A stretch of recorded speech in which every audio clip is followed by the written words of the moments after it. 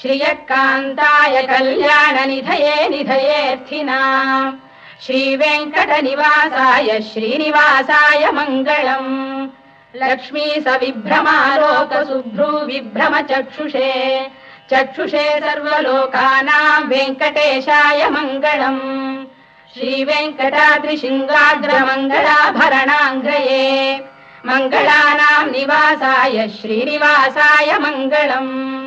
सर्वावयव सौन्दर्य सम्पदा सर्वचेतसाम् सदा सम्मोहनायास्तु वेङ्कटेशाय मङ्गलम् नित्याय निरवध्याय सत्यानन्द चिदात्मने सर्वान्तरात्मने श्रीमद्वेङ्कटेशाय मङ्गलम् स्वतः सर्वविदे सर्वशक्तये सर्वशेषिणे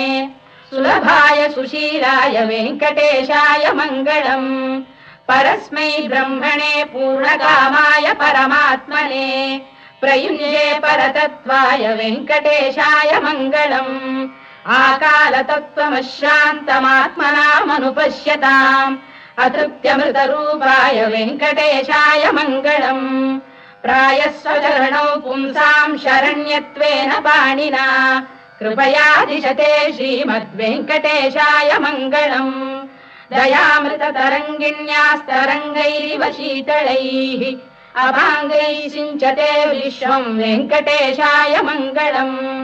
श्रद्भूषाम्बरहेतीनाम् सुषमावकमूर्तये सर्वार्तिशमनायास्तु वेङ्कटेशाय मङ्गलम् श्रीवैकुण्ठविरक्ताय स्वामि पुष्करिणीतटे रमया रममाणाय वेङ्कटेशाय मङ्गलम् श्रीवैकुण्ठविरक्ताय स्वामि पुष्करिणीतटे रमया रममाणाय वेङ्कटेशाय मङ्गलम् श्रीमत्सुन्दरजामातृमुनिमानसवासिने सर्वलोकनिवासाय श्रीनिवासाय मङ्गलम् मङ्गलाशासनपरैर्मदाचार्य पुरोगमैः सर्वैश्च पूर्वैराचार्यैः सत्कृतायास्तु मङ्गलम्।